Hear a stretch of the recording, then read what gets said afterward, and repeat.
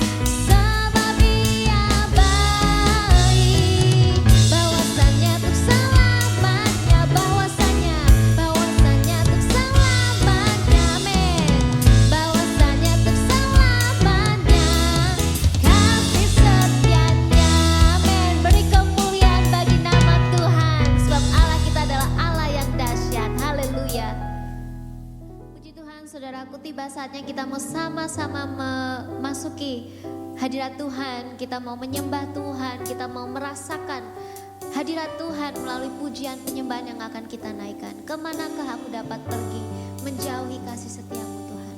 Amin. Kemanakah aku dapat pergi menjauhi yang suci, kau sahabat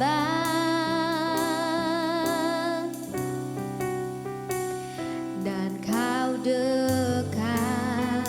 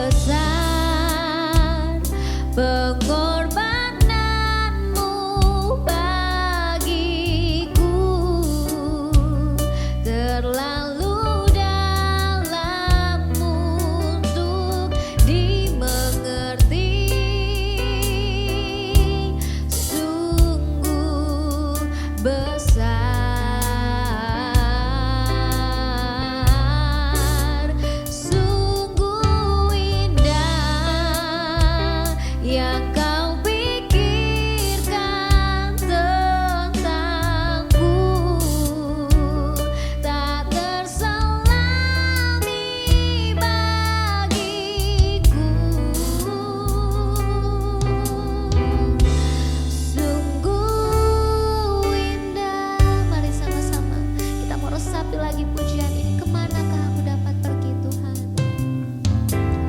Kemanakah aku dapat pergi, menjauhi rohmu yang suci, kau sahabat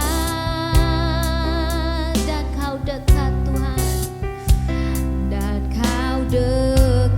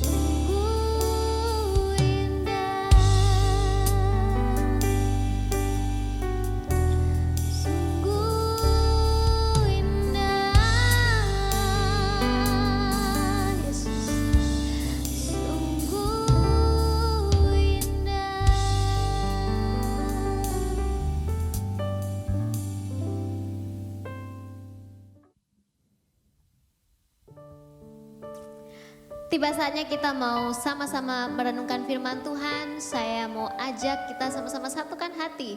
Kita mau membuka hati kita, membiarkan firman Tuhan meresap dan berbicara in every situation yang kita miliki saat ini. Kita mau sama-sama berdoa, Tuhan, kami bersyukur Tuhan karena perkenanan-Mu Tuhan. Kami boleh ada di tempat ini dan memuliakan nama-Mu Tuhan. Biarlah saat ini Kau mengambil kesempatan di mana kami boleh merenungkan firman Tuhan. Dan Kau berbicara kepada kami, kepada setiap situasi kami Tuhan. Di dalam nama Tuhan Yesus kami berdoa dan mengucap syukur Tuhan. Mau tetap cinta Tuhan. Meskipun apapun yang terjadi dalam hidupku, aku mau tetap memandang-Mu dan tetap mengasihi-Mu Tuhan. Mau tetap setia. Ku tetap cinta. Haleluya. Ku tetap cinta. Walau badai datang menerpa, ku tetap cinta, ku tetap setia, ku tetap setia. Ku tetap setia. Walau topan datang menerpa, ku tetap setia. Terlalu banyak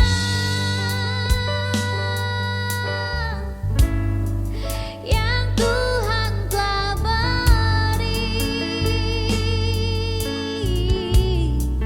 takkan mungkin ku balas dari apa yang ku miliki. Ku persembahkan seluruh hidupku, biar ku tetap cinta dan ku tetap setia untuk selama-lamanya. Mari sama-sama kita angkat pujian ini dari awal. Yes, Lord, thank you, Jesus. Ku tetap cinta, ku tetap cinta. Walau badai datang menerpa,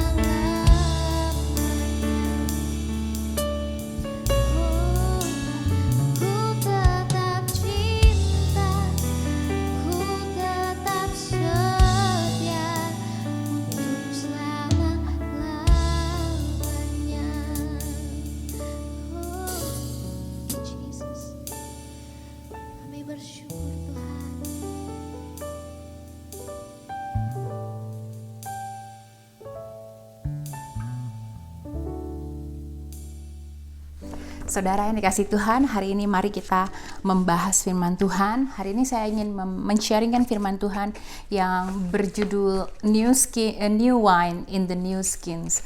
So, hari ini sharing akan saya bawakan melalui kitab Lukas 5 ayat 37 sampai 38. Nah, Lukas 5 ayat 37 sampai 38 saya bacakan.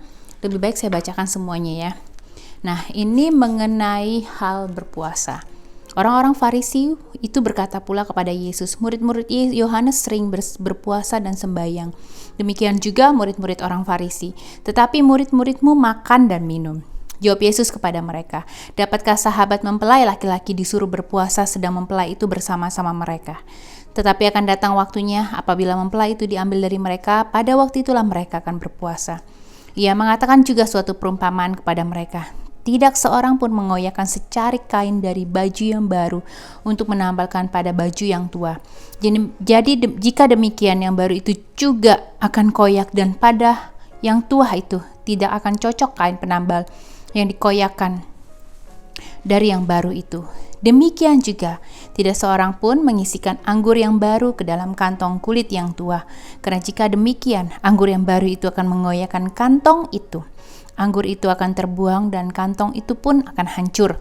Tetapi anggur yang baru harus disimpan dalam kantong yang baru pula. Dan tidak seorang pun yang telah minum anggur tua ingin minum anggur yang baru, sebab ia akan berkata, anggur yang tua itu baik. Nah, firman Tuhan hari ini saya tidak akan membahas satu perikop, tapi saya akan hanya membahas 2 ayat saja.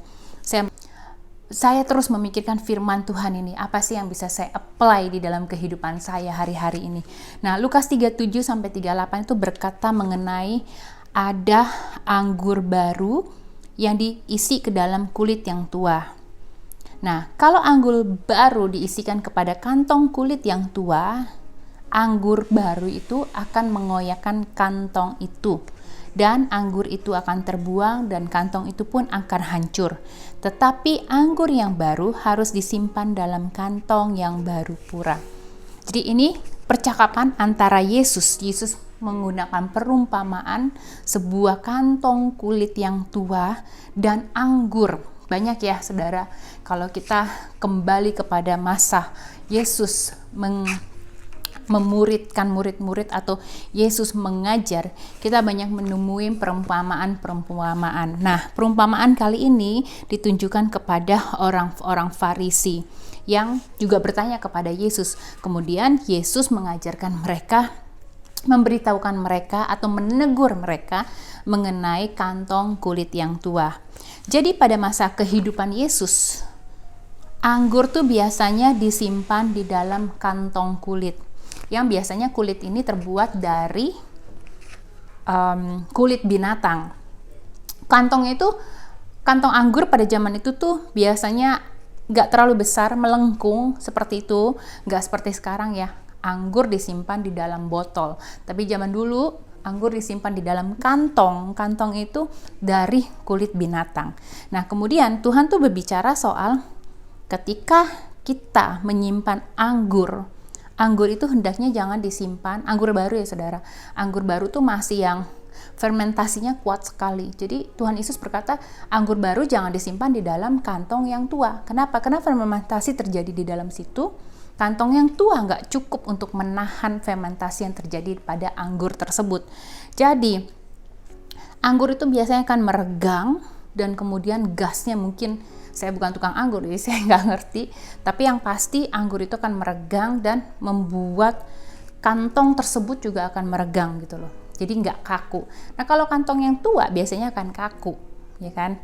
Tapi kalau kantong yang baru itu biasanya dia masih mempunyai minyak-minyak di dalamnya yang membuat kantong itu bisa fleksibel, lebih besar lagi ketika terjadi fermentasi pada anggur itu. Nah, kalau kita bertanya, maksudnya kantong itu apa? Kenapa Tuhan berbicara soal kantong kulit yang tua? Nah, kalau kita baca di Ayub 32 ayat 19, kantong kulit itu digambarkan sebagai hati manusia. Ketika ini Ayub sedang bergumul dengan para sahabatnya ya. Jadi dikatakan, sesungguhnya batinku seperti anggur yang tidak mendapat jalan hawa, seperti kirbat baru atau kantong kulit yang akan meletup. Bahkan Mazmur 119 ayat 83 berkata seperti ini, menggambarkan dirinya sendiri seperti kirbat atau kulit yang diasapi. Jadi kalau bisa dibilang kantong kulit ini berbicara mengenai hati manusia, hati pikiran manusia, the way they accept the truth from the Lord, wadahnya. Jadi bisa dibayangkan ya, kalau misalkan anggur baru itu fermentasinya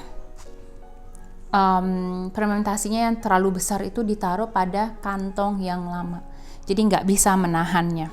Jadi kalau kita bertanya, kira-kira kantong yang baru yang lama ini kenapa nggak bisa menahan fermentasi? Jadi kalau kita lihat daripada waktu Yesus mengajar, di situ kan banyak orang-orang Farisi yang mereka tuh masih mempunyai pemikiran yang lama, cara-cara yang lama, dan terus mereka gabung-gabungkan tuh. Mereka ketika mereka mendengar pengajaran dari Yesus, mereka terus banding-bandingkan. Nah, ada yang menerima, ada juga banyak yang nggak menerima ajaran Yesus, selalu mencela. Nah, kantong kulit yang tua ini menggambarkan apa sih? Satu, kantong kulit yang tua ini menggambarkan sistem keagamaan yang lama, yang udah bercampur dengan tradisi manusia. Jadi, ketika suatu keagamaan yang lama bercampur dengan tradisi manusia, itu akan menjadi suatu pengajaran yang kuat lagi, yang susah untuk ditembus. Nah, tapi dikatakan ada lagi yang namanya anggur baru. Jadi kantong tua ini melambangkan kondisi manusia yang sudah pemikirannya itu sudah dimasuki oleh pengajaran-pengajaran yang lama dan juga keagamaan yang lama gitu. Yang mereka cuma menjalankan agama tapi tidak benar-benar mempunyai relationship dengan Tuhan mereka. Itu yang disebutkan dengan kantong kulit yang lama. Nah, yang disebutkan dengan anggur yang baru itu apa? Anggur yang baru ini berbicara mengenai sesuatu yang datangnya dari Tuhan, yang sifatnya ilahi, yang sifatnya itu memberikan damai sejahtera, mendatangkan sukacita. Bisa berupa hikmat atau sesuatu yang dibukakan oleh Tuhan, yang berkat-berkat yang kita nggak pernah pikirin. Damai sejahtera itu kan berkat buat hidup kita, ya kan? Nah, tapi ketika anggur baru diberikan, kalau hidup kita masih berpatok atau hidup kita wadahnya masih berupa kantong kulit yang tua, maka kita tidak bisa menerima berkat-berkat ilahi yang datang dari ibadah Bapa yang disebutkan sebagai anggur baru. Maka anggur baru kalau ditempatkan pada kantong yang lama itu akan terbuang dengan sia-sia. Padahal anggur baru itu datangnya dari Tuhan. Nah, kalau kita perhatiin, banyak dari kita hari-hari ini, mungkin teman-teman kita gitu ya kan, kita ajarin firman Tuhan dengan kuat, kita discipleship, kita menabun firman Tuhan, kita men-encourage dengan kebenaran, tapi nggak masuk, saudara. Kenapa? Karena kantong mereka itu masih kantong yang lama. Di dalam hidupnya masih pertentangan, kok nggak sesuai dengan ajaran mamiku gitu.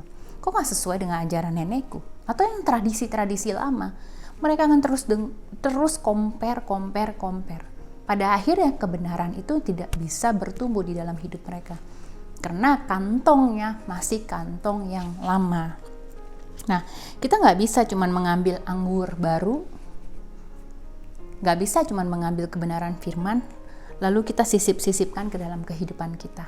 Dan terus kita campur-campur dengan tradisi, dengan agama yang mungkin agama nenek moyang kita. Nggak bisa, firman Tuhan tidak bisa dicampur dengan tradisi.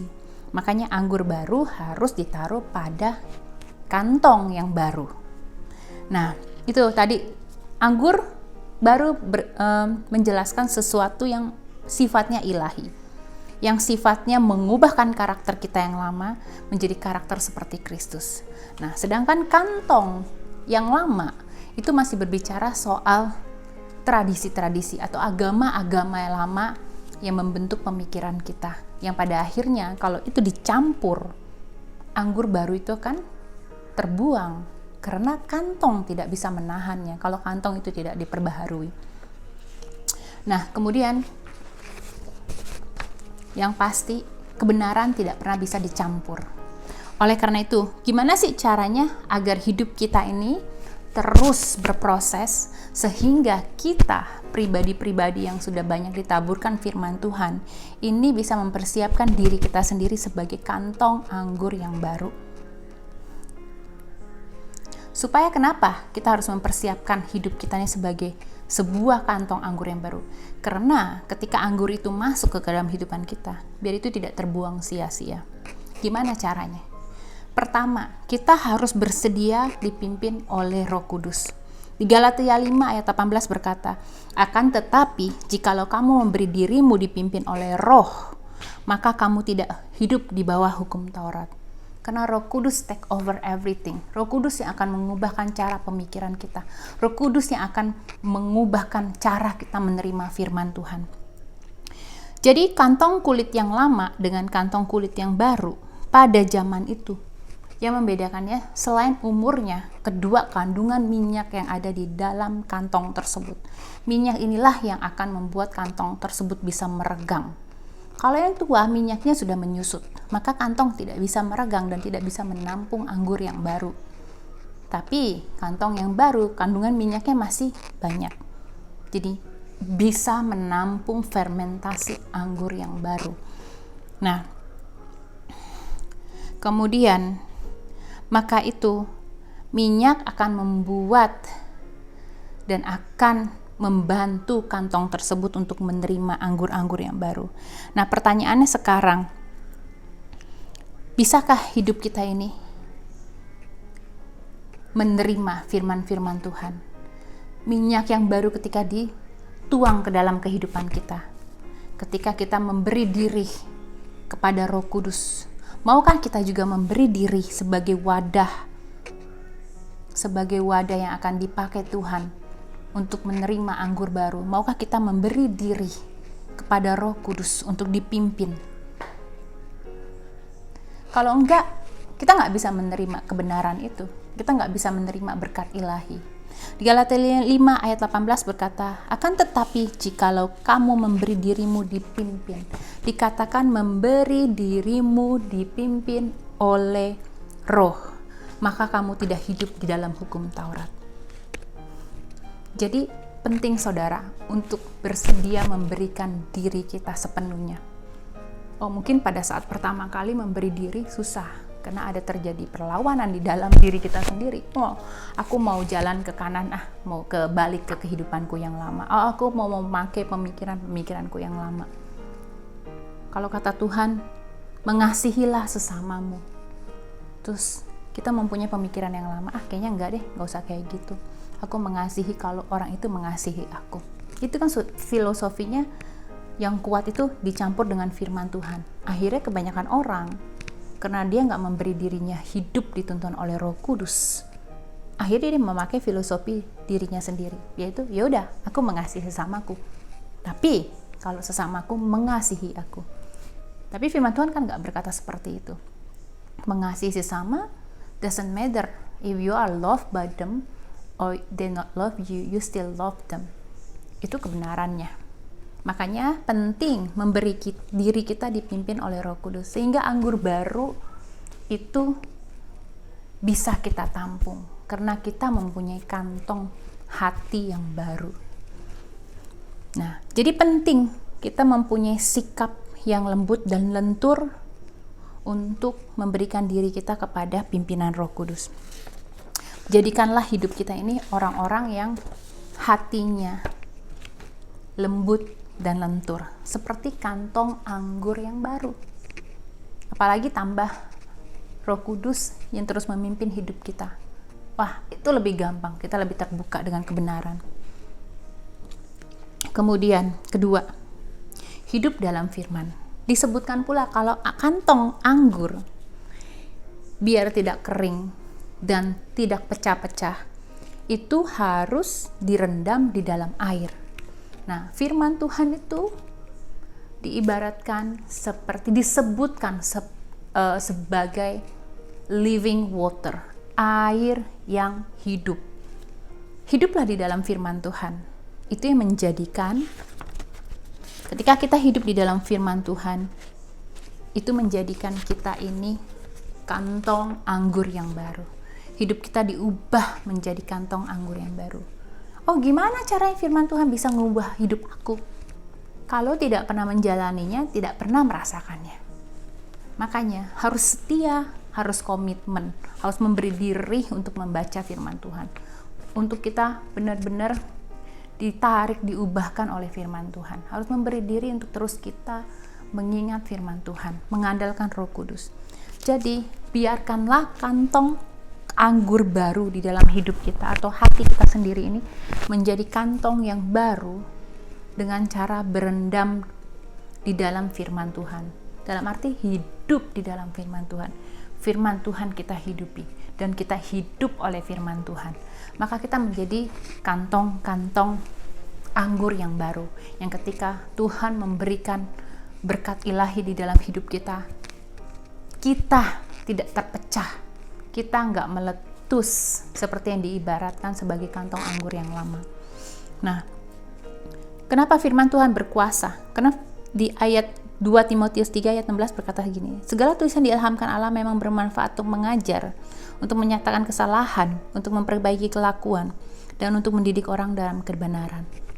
Hiduplah di dalam firman Tuhan, berendam di dalam living water.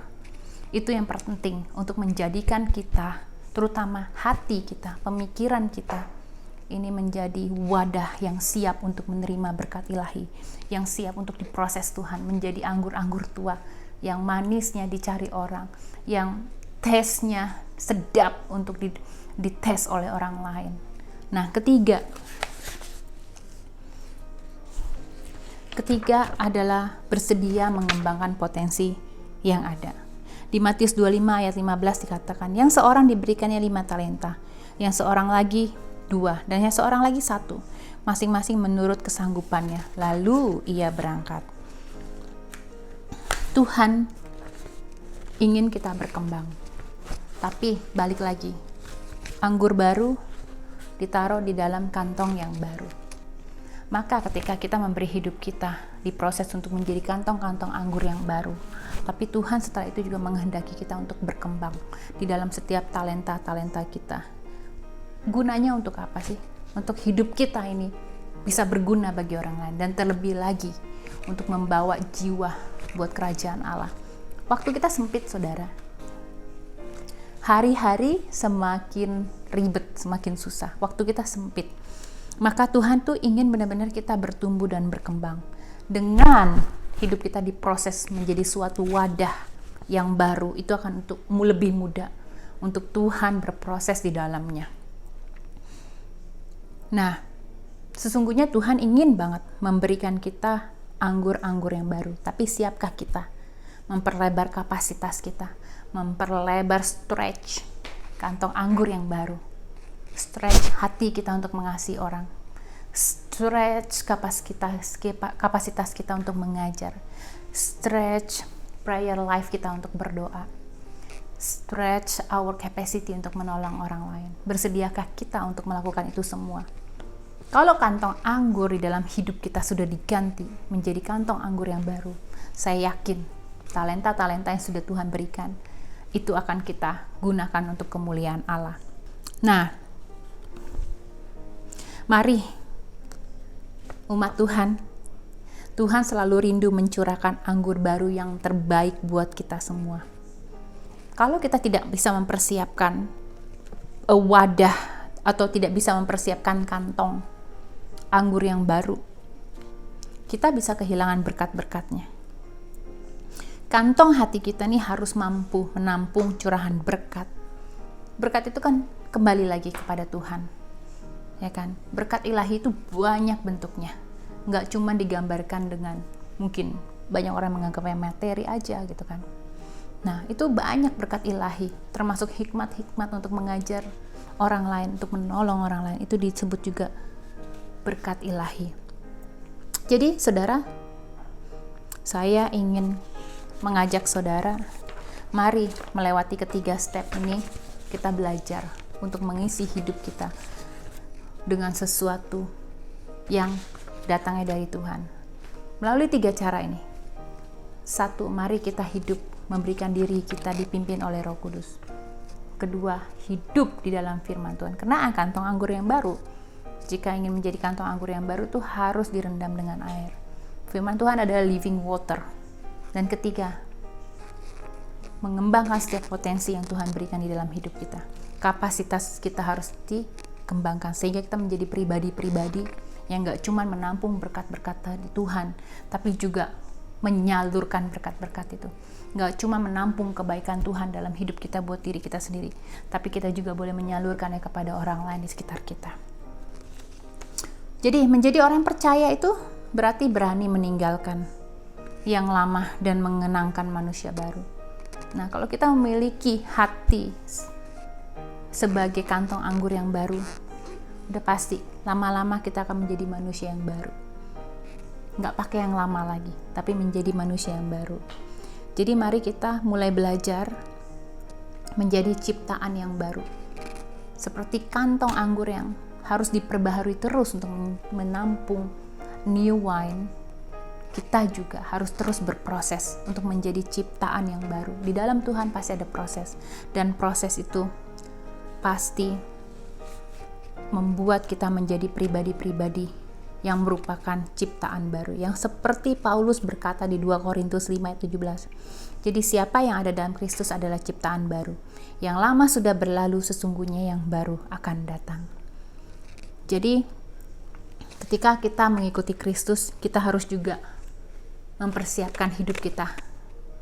Akan mempunyai cara hidup yang baru. Kita juga akan mempunyai the way we looks differently dibanding kita sebelum mengenal Kristus. The way we serve people will be different before we know Jesus. So, saudara, saya mengajak saudara semua untuk kita mulai mempersiapkan hati kita menjadi sebuah kantong kulit yang baru, bukan kantong kulit yang lama. Jadi jangan mencampur kebenaran dengan keagamaan yang lama atau tradition, karena tidak akan pernah bisa ketemu. Akibatnya, ketika kita mencampur antara kantong yang lama dengan anggur yang baru, anggur baru itu akan terbuang percuma. Maka yang harus kita kerjakan adalah mari kita mengganti wadah yang ada di dalam hidup kita sekarang. Mungkin pemikiran kita, karakter kita yang masih terpengaruhi dengan tradisi, dengan pengajaran-pengajaran nenek moyang. Mari minta Roh Kudus pimpin, sehingga Tuhan sendiri akan menggantikan kantong anggur yang adalah hati kita, yang adalah the way we look people, itu dirubahkan oleh Tuhan menjadi kantong anggur yang baru, yang akhirnya bisa menerima anggur yang baru yang datangnya dari Tuhan. Saya ingin mengajak kita semua berdoa. Oke. Terima kasih Tuhan, kami mengucap syukur untuk malam ini. Terima kasih Tuhan, hamba-Mu sudah dipimpin untuk berbicara Tuhan pada waktu yang singkat, dan hamba berdoa dalam nama Yesus, siapapun yang mendengarkan Tuhan, Tuhan beri kami Tuhan hikmat, Tuhan beri kami untuk mampu Tuhan menjadi Tuhan pribadi-pribadi yang terus diperbaharui kehidupan kami, sehingga kami tidak menjadi kantong anggur yang lama, kantong anggur yang tua. Tuhan, kami mau menjadi pribadi-pribadi yang mempunyai Tuhan sikap seperti kantong anggur yang baru Tuhan, yang di stretch, yang diperlebar Tuhan, sehingga kami boleh menerima anggur yang baru itu dengan baik, sehingga anggur yang baru itu bisa memerdekakan hidup kami. Pimpin kami Roh Kudus, biar pekerjaan-Mu lebih luas lagi di dalam hidup kami Tuhan. Terima kasih, berkati Tuhan anak-anak-Mu yang sudah menonton siaran ini Tuhan, dimanapun mereka berada, biar mereka menjadi pribadi-pribadi yang kuat berjalan bersama dengan Engkau.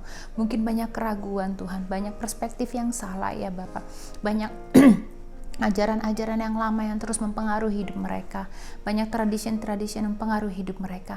Kami berdoa Roh Kudus Engkau tolong.